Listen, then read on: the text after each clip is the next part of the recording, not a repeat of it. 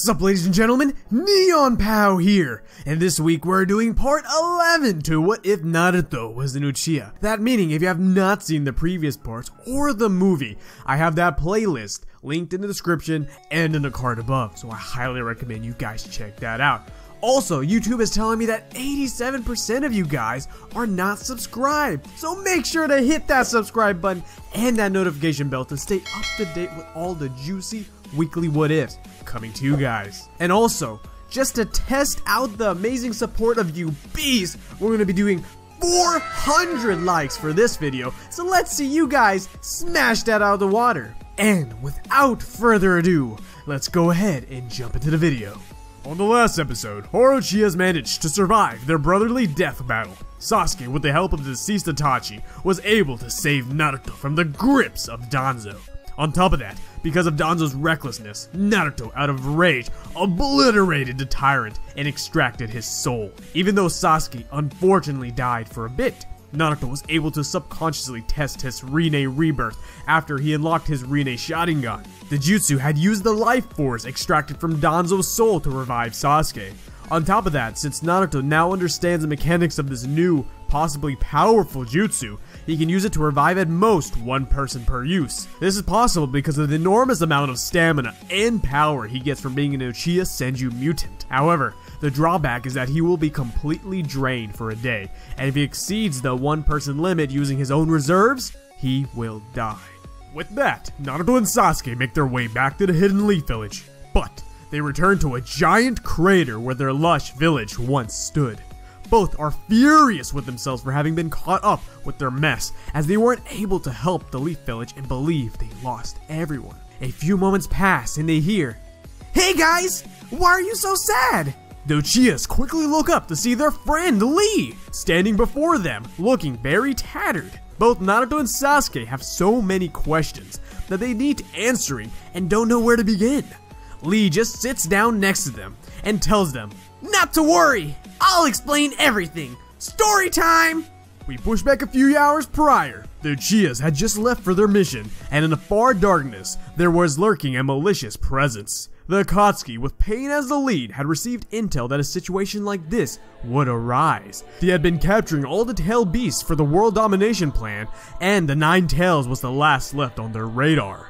They knew it would almost be impossible to capture Lee at his current state with the Uchiha's presence in the village. So, they had been waiting for the time where the Uchihas would be gone.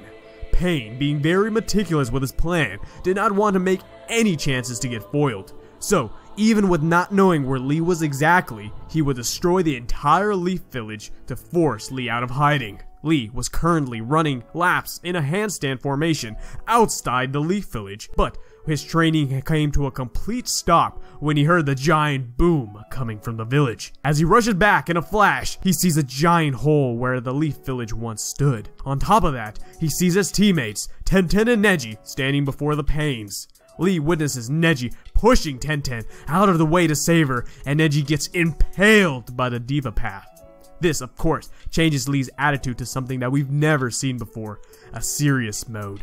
Without hesitation, Lee activates his 6th gate and immediately crushes the Diva Path with one punch before he can do any more destruction. This surprise attack causes an uproar many meters away. Lee can faintly hear shrieking and crying from a distance. Nagato, the real mastermind, has just seen his precious friend's body, Yahiko, get demolished, and Konan, after hearing this news, is also paying dearly.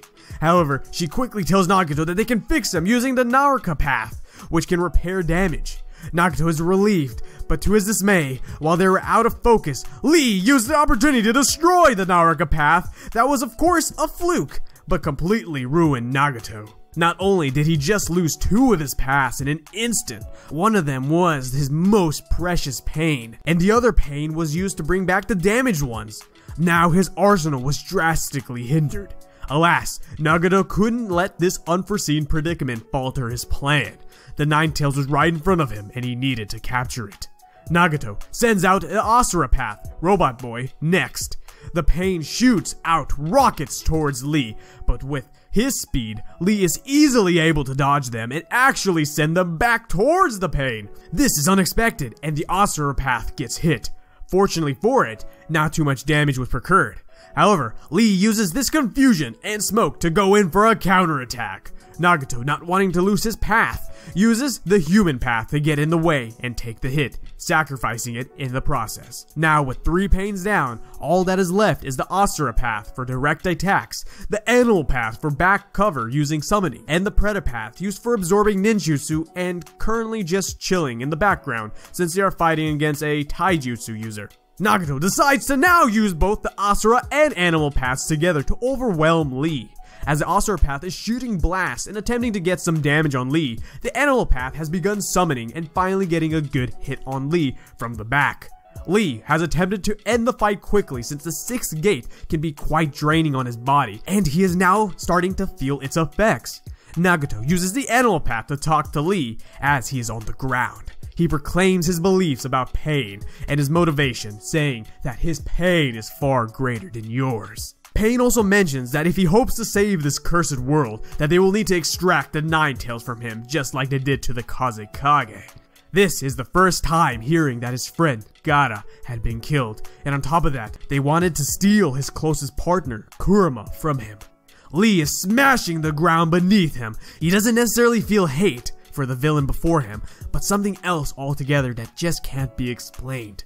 All he knows is that he needs to defeat pain, so that no more innocent people will be hurt without reason. Furthermore, as much as he wants to take care of this battle on his own with his power, he feels he might need to call on his partner Kurama for some assistance. As Lee is contemplating this decision and holding his own to the best he can against the 2 pains, we pan over to the other Akatsuki members and see what trouble they are causing to the Leaf. The first Akatsuki member we will focus on is Hidan, who is currently looking for sacrifices for his lord and savior, Jashin. He manages to find a few and begins his ritual. However, before the sacrifice is completed, Asuma and Kurenai manage to stop Hidan just in time and save the villager. This of course makes Hidan furious and looks for these 2 ninjas to be the sacrifices. Asuma was able to defeat Hidan in canon, and now with the help of Kurenai, they seem to stand a better chance. The 2 begin their fight with the Akatsuki member. Secondly, we have Kakazu, who is currently looking for some perfect specimens for his heart replacements. However, before he's able to kill any, he is confronted by the duo Kakashi and Guy. Kakashi in the universe is especially strong due to him training with the visual prowess with the Uchiha twins. So, with the help of Guy, the 2 seem to have the upper hand in this fight. Thirdly, we have Sasori. He ironically goes against his fellow sand ninja, Kankuro, Granny Chio, and Tamari. Coincidentally, they were in the Leaf Village for a diplomatic mission to tell Tsunade that the Kazekage was killed by the Akatsuki and that they would be coming to the Leaf Village, which they currently are. The fight seems like it could be tough, but fortunately, with more intel, the Sand Ninja, especially Kankuro, know what they are going against and can counteract properly. And finally, the Akatsuki with the most potential destructive power, Deidara. We have the remaining rookie 6, Ino, Shikamaru, Choji, Shino, Hinata, and Kiba going against this artistic Akatsuki member. With this team's large skill set and Shikamaru's intelligence, they seem that they will be able to disarm Deidara without him causing too much explosive damage. Now back to Lee in his fight against the 3 remaining pains. As Lee is being trampled by the 2 attacking pains, he begins to yell, "Kurama Friendship Mode!" awakening his QB state on top of his 6th inner gate. The exertion of energy pushes all the pains off of him,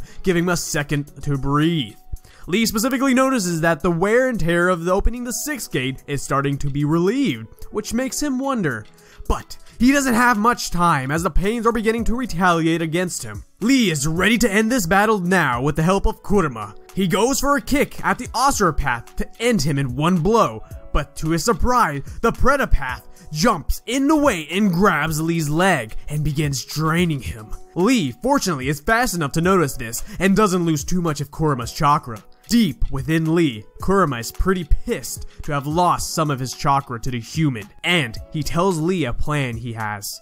Lee is surprised to hear Kurama take such an active role and says, "Yosh!" to the plan. As the 2 parties are fighting, the next time Lee goes in for the punch at the Asura path, and the Predator path jumps in the way, Kurama pulls back his chakra and Pain is given a full force of pure raw power and is crushed by a single blow. Now that the only pain that could keep Lee under check is eliminated, Lee destroys the osteopath with a leaf whirlwind. As the summonings are attempting to surround him, Lee uses the Kurama chakra cloak to push all of them back.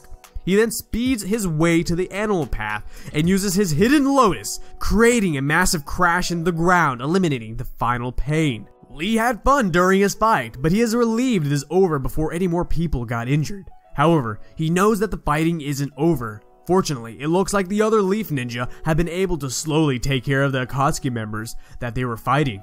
Lee can rest easy on the front as he still needs to take care of his business. While he is in KFM, he is able to sense a malicious presence in the far distance, which he deduces to be where the mastermind is hiding. Lee isn't mad, but he definitely needs to talk to this person. As Lee is making his way out the village, he bumps into Jiraiya-sensei! Jiraiya's first reaction to seeing Lee in the village in ruin causes him to drop his backpack to the ground. He then grabs Lee and asks him what happened. Lee updates Jiraiya on what all happened and where he has to go now. Jiraiya is relieved to hear that the casualties were low and asks Lee if he can come along with him. He has been doing some reconnaissance on the Pain character and feels he would be able to provide assistance. Lee is a bit hesitant but agrees to allow his sensei to come. As the two arrive, Konan is on guard, but Nagato tells her to not attack them. He then asks Lee if he is there to get his revenge for his friend and kill him. Lee then pauses for a second, remembering Neji, then tells Nagato that he doesn't want to kill him, as that wouldn't solve anything. Lee then gives him an over-enthusiastic Takano Jutsu to Nagato, changing his entire perspective. Jiraiya also apologizes to Nagato and Konan for not being there for them. Lee then asks if Nagato would join them in their quest to save the world without hate and revenge. Nagato, with his new mindset and now being on a better terms with his sensei, agrees to the new change as he sees Lee can actually succeed in his promise. However, Nagato doesn't return with the two back to the Leaf Village for obvious reasons. He instead relays crucial intel to Jiraiya about the real Akatsuki motives. He also reveals info about Madara, aka Toby, and what he aims to do. Jiraiya and Lee now head back to the Leaf Village. Jiraiya leaves to relay this info to Tsunade, and this also is the time Lee spots the Uchiha twins coming into the village. Now, we return back to the present. The Uchihas are still shocked and can't believe that all that happened while they were gone. Lee encourages them and says that it was fine as they were dealing with their own predicament. He also says, fortunately, there was no casualties. Naruto then interjects and reminds Lee that Neji did die. Lee now realizes this and gets a bit saddened. However, Naruto then pats him on the back and says no worries, he'll take care of it. When they go over to Neji's body, Naruto uses Rin Rebirth and Neji miraculously wakes back up. Tenten and Lee are happy to see Neji is back. Sasuke catches Naruto as he collapses from the drain of the jutsu, but says he's alright. Everyone laughs and cheers after a well-accomplished battle. Lee is even cheered as the village hero by the other villagers. However, even though it is good for our heroes to finally get a break from the constant turmoil, deep in the shadows, Toby and Kisame are plotting their next big move on the entire shinobi world. And that's where we're ending part 11 to What If Naruto Was an Uchiha. Now guys, if you enjoyed the video, make sure to comment your opinions below and share this video with everyone so we can keep growing the POW fam community. So guys, without further ado, I'll catch you beasts next week. Much love, Neon out.